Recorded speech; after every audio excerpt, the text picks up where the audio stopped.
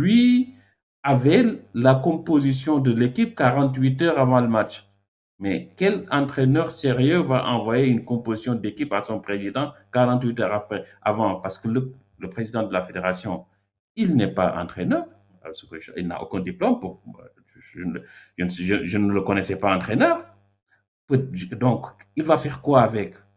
Laisser le sportif à l'entraîneur, que les encadreurs restent des encadreurs, que les dirigeants restent des dirigeants et qu'ils s'occupent de l'administratif. Oui, si on arrive à cloisonner, que chacun reste à sa place, oui, il arrivera à faire de bons résultats parce que lui, quand même, a connu la rigueur du haut niveau. Il a joué au Milan. Quand tu te fais entraîner par Capello, et tu connais des entraîneurs comme Wenger, et tu connais des Lippi dans ta carrière, des Mourinho, le mec, il a connu que la crème. Et de ces entraîneurs-là, il a appris la rigueur et c'est ce qu'il va appliquer au sein de cette fédération. Les cadres vont rester à une place, On sait c'est important. que Parce c'est un qu'on l'a entraîneur vu qui aime lors de avoir cette le Coupe du ballon. Monde. Est-ce que le matériel qu'on a actuellement, est-ce qu'on a de quoi faire? Bah oui, regardez.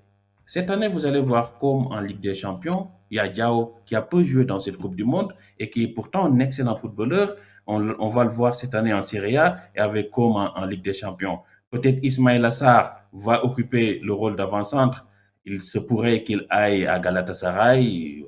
Ça négocie entre Palace et Galatasaray. S'il va à Galatasaray, c'est pour jouer la Ligue des Champions. Lamine Camara qui est à Monaco, il peut bouger comme il peut ne pas bouger. Il y a des jeunes comme Iliman Ndiaye, vous avez, comment ça s'appelle, le jeune milieu de terrain qui joue à Sunderland, Hervé en parlait tout de suite.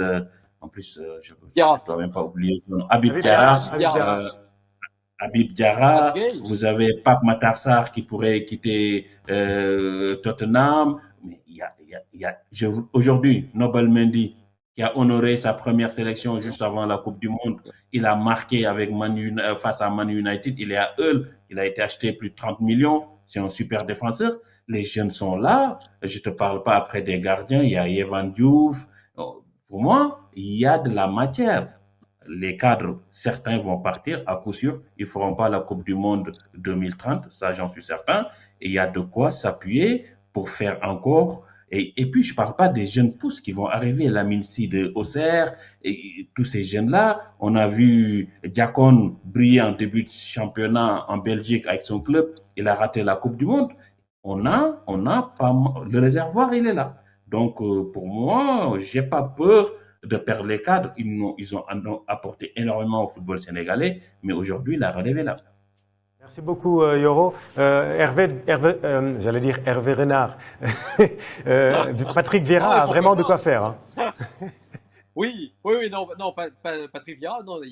Alors, la difficulté quand vous perdez des joueurs de ce calibre-là, quand même, c'est que c'est des joueurs qui serrent un peu les rangs. Hein. Vous savez, Sadio Mané, c'est quelqu'un qui a une forte personnalité. Il ne faut pas croire, c'est un type adorable, gentil, vous voyez tout ce qu'il fait pour les autres, qui a été un joueur magnifique. Mais il savait aussi serrer les. Idrissa Gueye, pareil. Idrissa Gueye, top joueur. Koulibaly, c'est des joueurs qui savent à un moment, quand il faut dire aux jeunes, attention, faites pas n'importe quoi. C'est pour ça que je parlais tout à l'heure de Pape Gueye, il ne faut pas que des joueurs commencent à être plus importants que l'équipe. Parce que là, si, ça peut partir en sucette totalement. C'est-à-dire que si d'un seul coup, chaque joueur, parce qu'on a connu des bonnes générations du Sénégal, Euro. Rappelons-nous même la génération des 2002, etc. Même Et 2012, après tout ça. Mamadou Diagne, Diawara, etc. C'était une belle équipe quand vous regardiez les joueurs.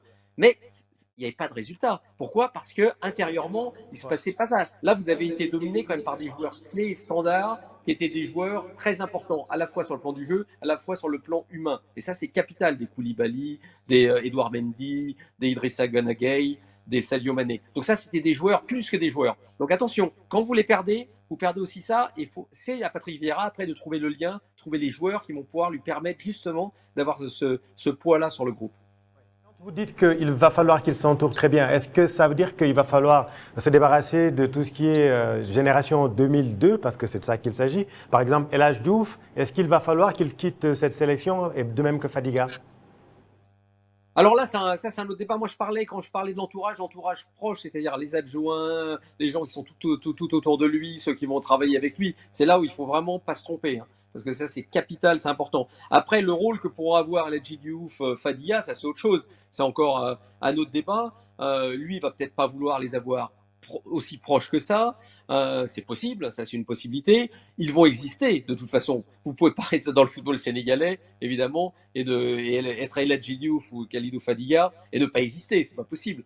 Mais bon. maintenant, Ouais. après, Ladji Diouf, c'est quand même l'icône de cette tanière. Est-ce que Patrick Vieira, oui?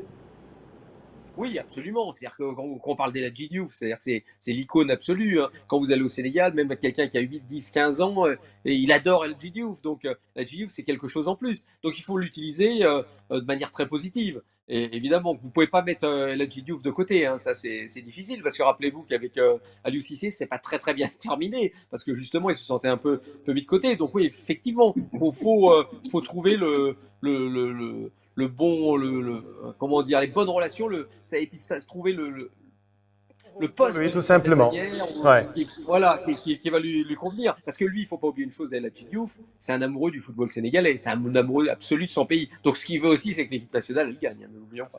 Absolument. Yoro, merci beaucoup. Merci, chéri. Plaisir partagé. Merci beaucoup et bonne journée à Paris. Vous êtes en Bretagne, en revanche, Hervé. Je suis rentré de Bretagne. J'étais en Bretagne jusqu'à hier soir, mais je suis rentré de Bretagne. Super, alors bonne semaine en tout cas et à très bientôt. Beaucoup. Et comme on dit en Bretagne, ciao. Au revoir.